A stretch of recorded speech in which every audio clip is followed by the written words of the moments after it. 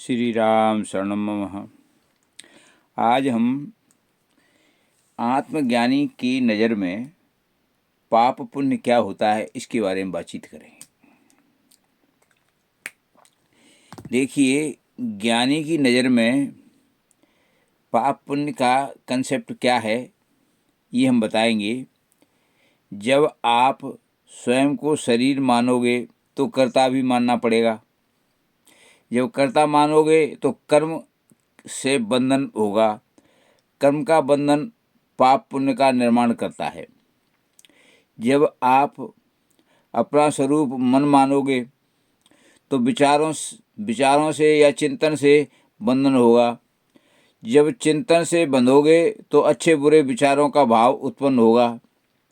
अच्छे बुरे विचार पाप पुण्य का भेद उत्पन्न करेंगे और आप भी विचार पाप पुण्य से बंधोगे।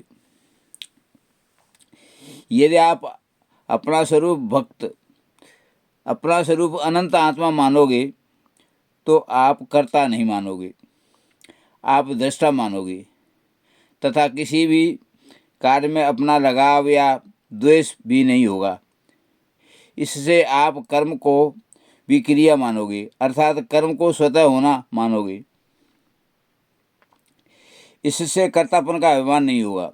ऐसी स्थिति में आप पुण्य पाप के विचार से मुक्त रहोगे, अर्थात आत्मबोध पुण्य पाप से मुक्त करता है।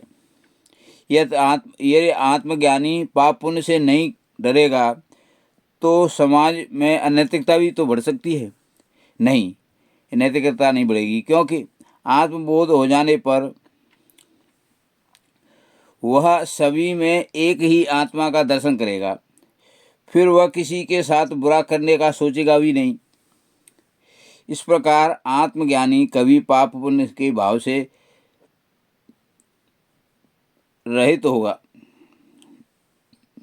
और समाज व्यवस्था के अनुकूल भी रहेगा।